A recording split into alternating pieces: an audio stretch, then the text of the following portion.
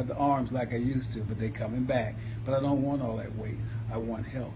I want you to know that I'm on 0 medications. My blood pressure is 120. Bishop Eddie Long was once a giant in the world of faith, leading one of the largest megachurches in America. But beneath the sermons and the wealth, dark rumors swirled, rumors that could destroy his legacy forever. Now, in a shocking twist, his own son has come forward, confirming the very secrets people feared. What was really happening behind the scenes of Eddie Long's empire, and how did it all come crashing down? The surprising roots of Eddie Long. Bishop Eddie Long's rise to prominence in the world of faith didn't come from the smooth heavenly path you might expect. Born in Charlotte, North Carolina, in 1953, Eddie was raised in a deeply religious home. His father, Reverend Floyd Long, was a Baptist minister, and his mother, Hattie, instilled strict Christian values in their household. But for Eddie, the path to ministry wasn't always clear. In fact, he originally had his eyes set on something completely different: the corporate world. Yes, the man who would one day lead thousands through fiery sermons didn't start out wanting to become a preacher at all. In high school, a guidance counselor once told him he wasn't college material, crushing his spirit. But then, just as life would often show him, another opportunity arose. Another counselor saw a potential in him and helped Eddie get into North Carolina Central University, where he pursued a degree in business administration. With his diploma in hand, Eddie aimed for success in the business world, landing a job at Ford Motor Corporation as a sales representative. However, this corporate dream didn't last long. Allegedly, Eddie was caught submitting expense reports for personal phone calls, a seemingly small mistake that led to his abrupt exit from Ford. But here's where the story takes a sharp turn. Eddie's early missteps in the corporate world led him back to his religious roots. Feeling lost, he decided to pivot toward ministry, a decision that would change his life and the lives of thousands of others forever.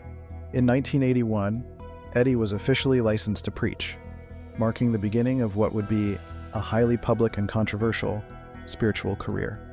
Eddie's journey was not without questions, though. While he continued to rise through the religious ranks, some of his claims were met with skepticism. For instance, Eddie earned several honorary doctorates throughout his career, but his most controversial claim was that he had a doctorate in pastoral ministry from the International College of Excellence, an institution not accredited by recognized educational bodies in the U.S. This raised eyebrows, with many questioning the legitimacy of his title. Was Eddie Long truly the scholar he portrayed himself to be, or were these honorary titles part of a larger image-building effort? This duality between Eddie's early corporate struggles and his eventual rise in the church adds layers to his complex persona. How did a man who faced so many obstacles in his youth end up leading one of the largest congregations in America? And could those early setbacks have shaped the way he navigated the controversies that would later come to define his career? Before we answer those questions, let's move into the next chapter of Eddie Long's story, the incredible rise of New Birth and the scandals that came along with it, how Eddie Long built his empire. In 1987, Eddie Long took over as pastor of New Birth Missionary Baptist Church, a relatively small congregation with around 300 members. No one could have predicted what was about to happen. Eddie had a unique vision, and it wasn't just about spreading the gospel. It was about expansion, growth, and influence. Within a few years under Eddie's leadership, New Birth became one of the fastest-growing churches in the country. By the late 1990s, the congregation had swelled to over 25,000 members. It was a growth that defied expectations, especially considering that 40% of these members were African American men, a demographic often underrepresented in church attendance. But Eddie wasn't content with just building a congregation. His ambition stretched far beyond the walls of the church. In the early 90s, he spearheaded massive construction projects to accommodate the growing numbers. In 1991, New Birth opened a 700-seat sanctuary, but even that wasn't enough. By 1999, they added a family life center that could hold 5,000 people, and just 2 years later, the crown jewel of Eddie's empire was completed: a massive 500-seat megachurch located in Lithonia, Georgia. This wasn't just a place for Sunday services. It was a full-scale religious complex, a hub for everything from youth outreach to fitness programs. New Birth had its own credit union, a school, and even a fitness center. Eddie's vision wasn't just about spiritual empowerment, it was about empowering the whole person, body, mind, and soul. But there was another side to this empire. Eddie's approach to ministry was deeply tied to the prosperity gospel, a controversial doctrine that links faith to material wealth. According to this belief, God rewards the faithful, not just with spiritual blessings, but with financial success and good health. Eddie embodied this message to the fullest. He drove luxury cars, including not one, but 2 Bentleys, and wore designer clothes, even while preaching from the pulpit. He was unapologetic about his lavish lifestyle, even addressing critics directly in his book, What a Man Wants, What a Woman Needs, where he said he bought the second Bentley precisely because people were upset about the first. His personal lifestyle raised questions about the true focus of his ministry. Was it about spreading the gospel, or was it about building personal wealth? Eddie's defenders would argue that he was merely following the principles of prosperity gospel, that God wanted him to live in abundance. But for others, his flashy lifestyle became a symbol of the very excesses they feared in modern televangelism. One thing is certain, Eddie Long's rise in the religious community was meteoric, but it wasn't without controversy. Behind the scenes, there were whispers about his financial dealings, particularly regarding the management of the millions of dollars that flowed through his nonprofit, Bishop Eddie L. Long Ministries, Inc. Between 1997 and 2000, Eddie reportedly received over $3 million in compensation and benefits from the nonprofit. The Atlanta Journal-Constitution conducted an investigation, and when the findings were made public, many people were shocked. The report raised concerns about how charitable funds were being used, especially when the donations were coming from churchgoers who believed their money was going towards spiritual missions. Eddie defended the compensation by claiming that the money came from royalties, speaking fees, and large donations, not from church tithes. However, after this scandal broke, donations to the church took a hit. Even loyal members began to question where their money was really going. As Eddie's financial empire grew, so did his political connections. He began to rub shoulders with influential figures, including heads of state and other high-profile clergy members.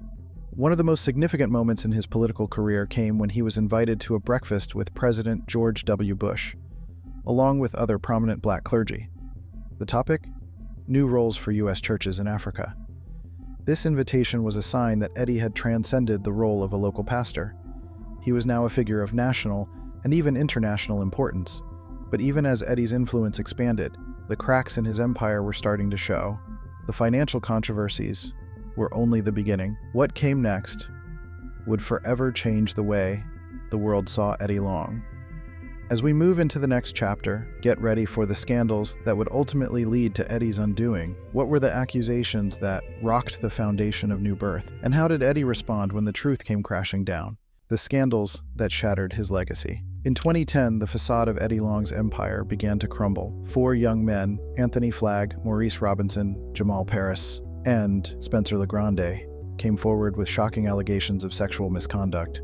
According to their lawsuits, Eddie had used his influence as a pastor to coerce them into sexual relationships. These men claimed that Eddie had groomed them through the church's Longfellows Youth Academy, a program designed to mentor young men. The accusations were damning. Gifts of expensive cars, luxury trips to places like Kenya and South Africa, and even biblical verses allegedly used to justify the inappropriate relationships. The power dynamic in these alleged relationships was clear. Eddie Long, with all his wealth, influence, and spiritual authority, allegedly manipulated these young men who were searching for guidance and a father figure. Spencer LeGrande, one of the accusers, shared that Eddie told him, "I got you, I will be your dad," filling the void left by his absent father. But according to LeGrande, that relationship soon took a dark turn. The lawsuits painted a disturbing picture, but it's important to note that Eddie denied all of the allegations. He settled the lawsuits out of court for an undisclosed amount. And crucially, the settlement came with no admission of guilt. Legally, Eddie never admitted to any wrongdoing, but the damage was done. The settlement silenced the accusers, and Eddie's congregation was left with unanswered questions. This scandal hit particularly hard because of Eddie's public stance against homosexuality. For years, Eddie had been a vocal opponent of gay rights, even leading a march in 2004 to advocate for a constitutional ban on same-sex marriage. The Southern Poverty Law Center had even labeled him as one of the most homophobic black leaders in the anti-gay movement. To have these accusations surface, allegations of relationships with young men, was a betrayal of everything Eddie had preached.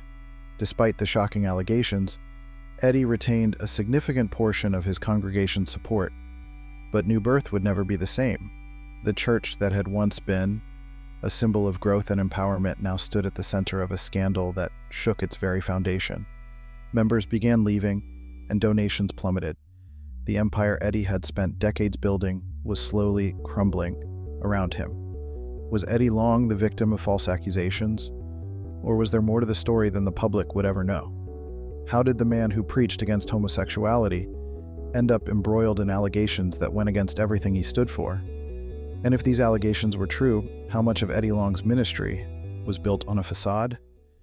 Inside Eddie Long's troubled family life, while Eddie Long's public life was characterized by immense power and influence, his personal life was far more turbulent than many knew. Behind the charismatic preacher who commanded the attention of thousands, Eddie's family life was marked by strife, allegations, and heartbreak. Eddie's first marriage to Deborah S. Houston began in 1981, but it quickly unraveled. After just 4 years, Houston filed for divorce, and the allegations she brought against him were nothing short of shocking. According to court documents from Fulton County Superior Court, Houston accused Eddie of cruel treatment and claimed she feared for her safety due to his violent and vicious temper. These were serious accusations that painted a very different picture of the man many saw as a gentle spiritual leader. Houston reportedly fled the family home in Fairburn, Georgia, with their young son, Edward Long, to escape Eddie's alleged abuse. Although Eddie vehemently denied the claims, the court granted Houston custody of their son in 1985. Later, this chapter in Eddie's life was quietly swept under the rug as he continued to rise in the religious world, but the shadow of these allegations remained. In 1990, Eddie married Vanessa Griffin, and their union seemed, at first glance, to be a stable one. Vanessa was often by Eddie's side at church events, and she played a significant role in New Birth's ministry. However, as with many aspects of Eddie's life, the facade began to crack. The sexual misconduct allegations that surfaced in 2010 shook not only Eddie's public image but also his marriage. The accusations hit Vanessa hard, and in December 2011, she filed for divorce, citing a marriage that had been irretrievably broken. The divorce proceedings became a public relations nightmare. On the same day, Vanessa's attorneys confirmed her intent to proceed with the divorce. New Birth's PR firm released a conflicting statement, claiming Vanessa had reconsidered and withdrawn her petition. This confusion only fueled speculation about the state of their relationship and whether the church was trying to manage the situation behind closed doors. Eddie, for his part, announced that he would take a leave of absence from his ministry to focus on family business and work on saving his marriage. But despite his public statements, New Birth Christian Academy, which Eddie had founded, soon closed its doors due to a lack of donations, leaving many to wonder if the financial strain caused by the scandals had impacted more than just his personal life. Surprisingly, in early 2012, the divorce proceedings took another turn when Vanessa requested the dismissal of her petition. While the specifics of their reconciliation remained private, Vanessa made a public appearance at the Heart to Heart Women's Ministry Conference at New Birth in September 2012. There, she spoke about her internal struggles during the time she considered divorce and shared her decision to remain in the marriage, framing it as a personal journey of faith and forgiveness. Her return to Eddie and New Birth was a surprising move. But while the external appearance of unity was restored, Eddie was facing yet another battle behind the scenes, this time with his health. As the sexual misconduct allegations were still lingering in the public's mind, Eddie's physical appearance began to change dramatically. He lost a significant amount of weight, sparking rumors that his health was in rapid decline. In August 2016, he attempted to quell concerns by releasing a video in which he explained that he had adopted a vegan diet, attributing his weight loss to this lifestyle change. To reassure his followers, he even performed bicep curls in a gym, projecting an image of vitality and strength. But despite Eddie's attempts to present a healthy front, his gaunt appearance was hard to ignore. Just a month later, the narrative shifted when a church spokesperson admitted that Eddie was facing a health challenge. The details were vague, and the exact nature of his illness remained a closely guarded secret. This secrecy persisted until his death in January 2017, when it was revealed that Eddie had succumbed to an aggressive form of cancer. Even in death, the church remained tight-lipped about the specifics of his illness, which only fueled further speculation. How long had Eddie known about his condition? And did the stress from the numerous scandals and controversies contribute to his declining health? Eddie Long's personal life was filled with contradictions. He was a man who preached strength and prosperity, yet behind closed doors, his family faced profound struggles. The toll of these struggles, combined with his public scandals, left many wondering whether Eddie Long's personal legacy could ever be disentangled from his public one. But the story doesn't end with Eddie's death. His son, Edward Long Jr., would soon step into the spotlight, facing his own battles in the shadow of his father's complex legacy. Eddie Long's son breaks his silence. When Eddie Long passed away in 2017, many in the congregation expected his eldest son, Edward Long Jr., to step into his father's shoes and continue the legacy at New Birth. After all, Edward had grown up in the church, starting as a janitor when he was just 4 years old, and working his way through various roles in the ministry. But Edward's path wasn't as straightforward as people thought. In the years before Eddie's death, Edward had been pursuing his own passions, primarily in music and media. He had even landed a syndicated radio show, which was beginning to gain momentum.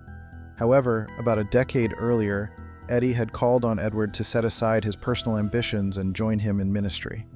Reluctantly, Edward gave up his radio show and music career, believing that his father had a divine vision for him. Yet after Eddie's death, it became clear that the church leadership had other plans. Instead of appointing Edward to lead New Birth, the board selected Bishop Stephen A. Davis as Eddie's successor. The decision blindsided Edward, leaving him feeling overlooked and undervalued. To make matters worse, Davis's tenure as leader of New Birth was short-lived. But even after his resignation, Edward's hopes were dashed again. This time, the leadership passed over Edward in favor of the controversial Baltimore pastor Jamal Bryant. The rejection hit Edward hard. In a candid sermon delivered after his father's death, he opened up about the deep disappointment he felt. He admitted that for 2 years he had struggled with what he thought was depression, the weight of being the son of a megachurch pastor, the pressure to live up to his father's legacy, and the repeated rejections from the church leadership all took a toll on him. Edward's emotional transparency during that sermon shocked many in the congregation. He spoke about feeling more appreciated outside the church than within it, and admitted that he had considered stepping away from New Birth altogether. However, despite the pain and disappointment, Edward refused to speak ill of Jamal Bryant. Instead, he prayed for him and urged the congregation to do the same, framing his forgiveness as a reflection of the lessons his father had taught him about grace and love. But Edward's journey wasn't just about dealing with rejection.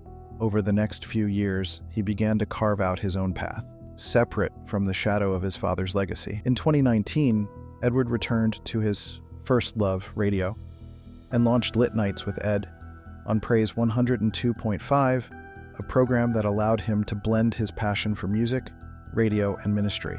His show targeted Gen Xers, millennials, and night owls, providing urban inspiration with a faith-based message. He had spent years pursuing industry professionals, leaving notes, business cards, and demos until his persistence paid off. His return to radio wasn't a detour. It was the fulfillment of a long-held dream that had been put on hold for ministry. But Edward didn't stop there. He began experimenting with new, unconventional ways of reaching people. One of his most notable ventures was launching a monthly Bible study group called Wine and the Word, held in non-traditional venues like clubs. This innovative approach allowed him to connect with people who might never set foot inside a traditional church. The topics covered during these Bible studies were as varied as faith, relationships, and the complexities of creation, often sparking heated discussions. Through these efforts, Edward has managed to build a unique ministry that stands apart from his father's. He has found a way to honor Eddie Long's legacy while forging his own path, one that resonates with a younger, more diverse audience. What do you think? Can Edward Long truly create his own legacy, or will he always be in his father's shadow? Let us know in the comments. If you enjoyed this deep dive, don't forget to hit the like button and subscribe for more stories like this. Stay tuned for our next video.